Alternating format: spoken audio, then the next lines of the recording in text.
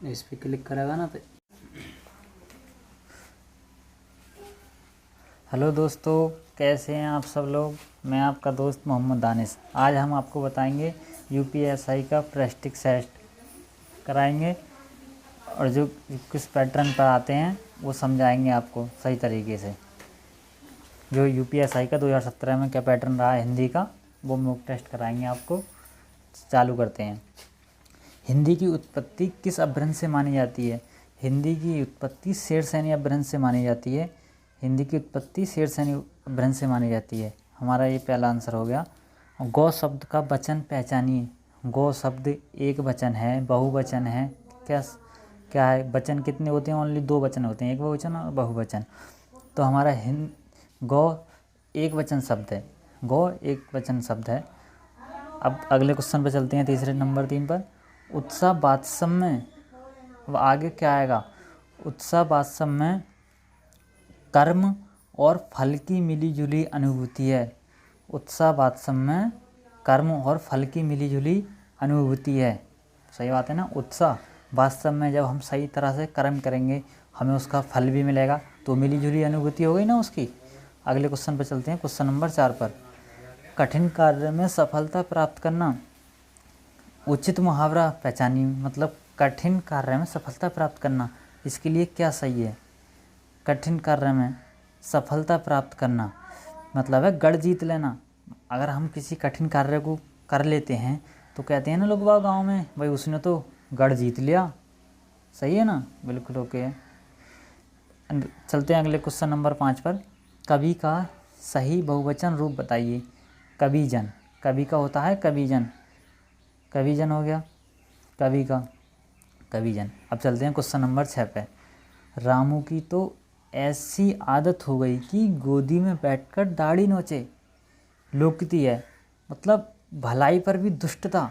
तुम किसी के साथ भलाई कर दो और वो तुम्हारे साथ मिलकर फिर तुम्हारे साथ ही दगा कर रहा है, तो इसका कहने का मतलब हो गया कि भलाई पर दुष्टता। क्वेश्चन नंबर 7 पर चलते हैं अब। प्रेरणा स्टूडियो जाएगी। वाक्य में काल पहचानिए, कौन सा काल है? प्रेरणा स्टूडियो जाएगी, आने वाले समय में जाएगी। अब जो समय आ रहा है तो सामान्य भविष्य में जाएगी। सामान्य काल है, भविष्य में जाएगी, सामान्य भविष्य काल। क्वेश्चन नंबर अब 8 पर चलते हैं। जहाँ एक शब्द से अनेक अर्थ निकलें वहाँ कौन सा अलंकार होता है? जैसा कि अलंकार है, रहीमन पानी रखिए बिन पानी सब सून, पानी गए ना उसरे मोती मानस चून। यह अलंकार है ना, इसमें श्लेष अलंकार होता है, तो हमारा इसमें हो गया श्लेष अलंकार। चलते हैं क्वेश्चन नंबर 9 पे। कौन सा शब्द स्त्रीलिंग की पहचान नहीं करवाता? हम आपको एक बात बता दें, स्त्रीलिंग और पुरुषलिंग की पहचान कैसे होती है। अच्छा और अच्छी लगाकर आप लोग अच्छा और अच्छी, अच्छी लगाकर पुरुष और स्त्रीलिंग की पहचान कर सकते हैं। जैसे कि हम चलते हैं, भाषाएं, भाषाएं अच्छी हैं तो भाषा स्त्रीलिंग हो गई। देश अच्छा है, देश अच्छा है ना, तो ये पुल्लिंग हो गया। हमें पहचान किसकी करनी है? स्त्रीलिंग की पहचान नहीं करवाता, तो ये देश तो नहीं करवाता, इसलिए हमारा आंसर देश हो गया। चलते हैं क्वेश्चन नंबर 10 पर। 3 बेर खाती थी 3 बेर खाती थी, इस वाक्य में उदाहरण है। ये यमक अलंकार है। 3 बेर खाती थी 3 बेर खाती थी मतलब यहाँ 3 बार खा रही है। इसका अर्थ कुछ और है। जब एक ही वर्ण 2 या 2 से अधिक बार आए, उसके अर्थ भिन्न भिन्न हों, वहाँ यमक अलंकार होता है। चलिए आगे, यमक अलंकार हो गया यहाँ। अब आते हैं क्वेश्चन नंबर 11 पे। इलाहाबादी अमरूद मीठे होते हैं, यहाँ क्या विशेषता बताई जा रही है? इलाहाबादी अमरूद मीठे होते हैं, यहाँ किसकी विशेषता बताई गई है? यहाँ विशेषता इलाहाबादी अमरूदों की बताई गई है। किसकी? इलाहाबादी। तो इसका क्या है? इलाहाबाद क्या है? इलाहाबाद, इलाहाबाद स्थान है, इसलिए स्थानवाचक विशेषता बताई गई है। हमारा आंसर क्या हो गया? इलाहाबाद। चलते हैं क्वेश्चन नंबर 12 पर। कहानी शब्द का बहुवचन क्या है?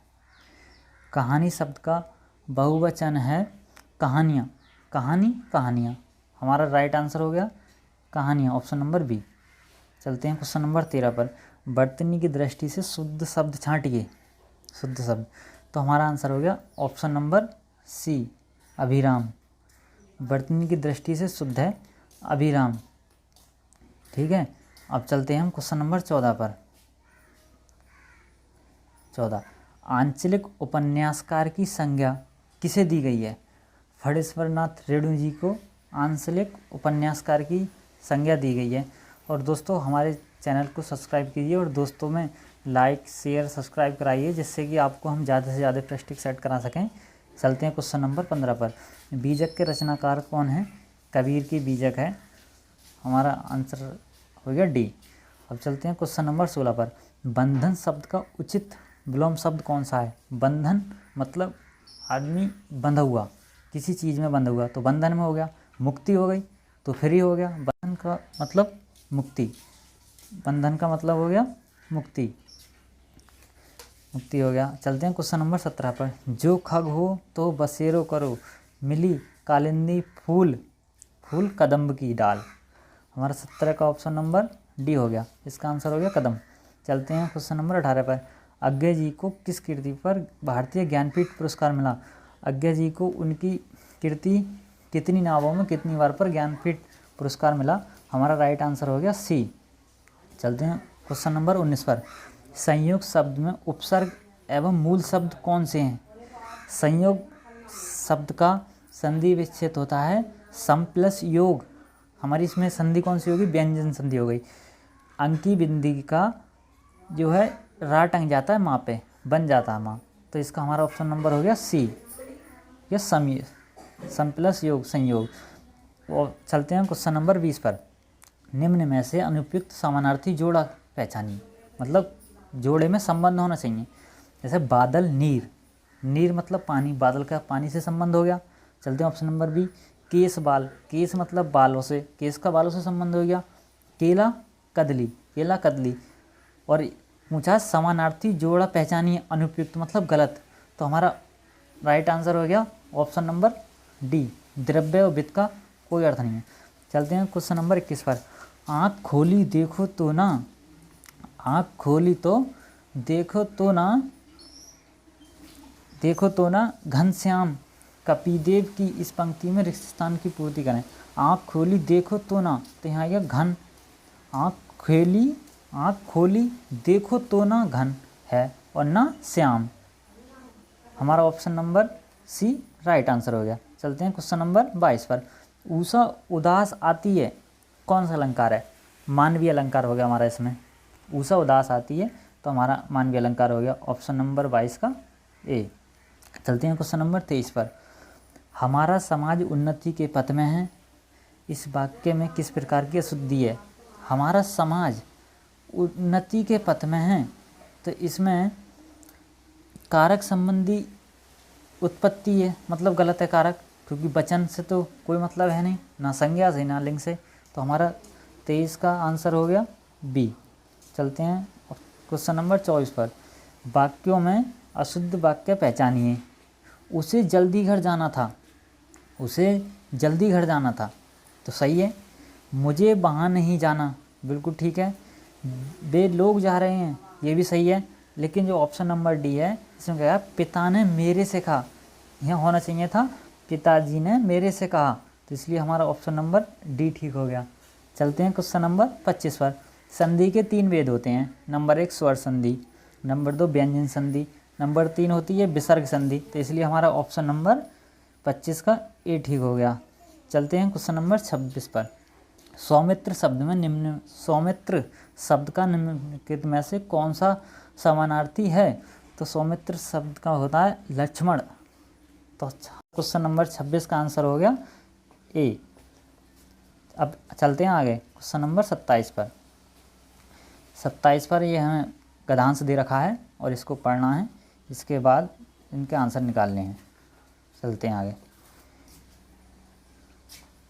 विज्ञापन आज के औद्योगिक युग में बहुत महत्व रखते हैं। सही बात है, विज्ञापन आज के युग में बहुत महत्व रखते हैं। व्यापारी के नज़रिए से भी, काम जनता के दृष्टिकोण से भी विज्ञापन व्यापारी को लाभ देने के प्रयत्न हेतु तैयार किए जाते हैं।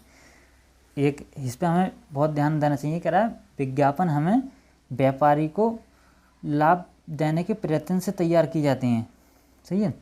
जबकि विज्ञापन पर होने वाला महत्वपूर्ण खर्च उपभोक्ताओं पर ही परोक्ष रूप से पड़ता है। वस्तु की लागत बढ़ जाने से उसके मूल्य में वृद्धि हो जाती है। अब हम चलते हैं इसके क्वेश्चन नंबर 27 पर। किसके द्वारा उपभोक्ताओं का परोक्ष रूप से शोषण किया जा रहा है? तो परोक्ष रूप से शोषण किसके द्वारा किया जा रहा है? विज्ञापनों के द्वारा किया जा रहा है ना। तो इसलिए हमारा ऑप्शन नंबर 27 का ए आंसर हो गया। चलते हैं 28 पर। विज्ञापन किसके लिए लाभदायक है? इसमें क्या गया है? विज्ञापन व्यापारी को, कह रहा है विज्ञापन व्यापारी को लाभ देने के प्रयत्न हेतु तैयार की जाती हैं। तो हमारा इसलिए ऑप्शन नंबर आंसर हो गया व्यापारी, 28 का बी व्यापारी। चलते हैं क्वेश्चन नंबर 29 पर। आज के औद्योगिक युग में किसका महत्व बढ़ता जा रहा है? आज के औद्योगिक युग में विज्ञापनों के प्रचार प्रसार का महत्व बढ़ता जा रहा है। प्रचार प्रसार का महत्व बढ़ता जा रहा है। सही बात है ना? बिल्कुल। चलते हैं क्वेश्चन नंबर 30 पर। श्रीलाल शुक्ल को उनकी किस कृति पर व्यास सम्मान प्रदान किया गया था? विश्राम के संत पर उन्हें व्यास सम्मान प्राप्त किया गया था। चलते हैं क्वेश्चन नंबर 31 पर। मुद्रित महिपति मंदिर आए, सेवक सचिव सुमंत बुलाए। पंक्ति में प्रयुक्त अलंकार बताइए। अब देखिए क्या है? मुद्रित महिपति मंदिर आए और सेवक सचिव सुमंत बुलाए। तो यहाँ सा की बार बार आवृत्ति हो रही है, तो इसलिए हमारा यहाँ पे आंसर अनुप्रास अलंकार हो गया। कह रहा ना, मुद्रित महिपति, माँ की आवृत्ति बार बार हुई, सा की आवृत्ति बार बार हुई, तो यहाँ पे हमारा अनुप्रास अलंकार हो गया। चलते हैं क्वेश्चन नंबर 32 पर। कह रहा मोक्ष की इच्छा रखने वाला क्या कहलाता है? मोक्ष की इच्छा रखने वाला मुमुक्षु कहलाता है। Option number B. चलते हैं क्वेश्चन नंबर 23 पर। एक तो करेला दूजा और दूसरा नीम चढ़ा। हमारा लोकोक्ति पूर्ण करने के लिए बोल रहा है ना। तो एक तो करेला दूजा, दूसरा नीम चढ़ा। हमारा ऑप्शन नंबर डी आंसर हो गया। चलते हैं क्वेश्चन नंबर 34 पर। उचित शब्दों से रिक्त स्थानों की पूर्ति करें। तो रिक्त स्थान की पूर्ति करनी है। यह 252 वैष्णों की वार्ता के रचनाकार गोकुलदास हैं। तो हमारा आंसर हो गया ऑप्शन नंबर डी, 252 वैष्णों की वार्ता। चलते हैं क्वेश्चन नंबर 35 पर। सिक्का जमाना मुहावरे का अर्थ क्या है? सिक्का जमाना मतलब प्रभावित करना। मतलब तुम कहीं पर गए और तुमने अपने बोल चाल कर ज़्यादा किसी लोगों पर सिक्का जमा दिया, तो मतलब है किसी को प्रभावित करना। तो हमारा प्रभाव स्थापित करना। ऑप्शन नंबर बी आंसर हो गया। चलते हैं क्वेश्चन नंबर 36 पर। विशेषण की विशेषता बताने वाला शब्द क्या बताता है, क्या कहलाता है? प्रविशेषण कहलाता है। जो शब्द विशेषण की विशेषता बताते हैं उन्हें प्रविशेषण कहते हैं। ठीक है, चलते हैं आगे। क्वेश्चन नंबर 37 पर। कौन सा कोकिल शब्द का समानार्थी नहीं है? कोकिल, कोकिल मतलब कोयल, कोयल है। कोकिल का कोयल हो गया।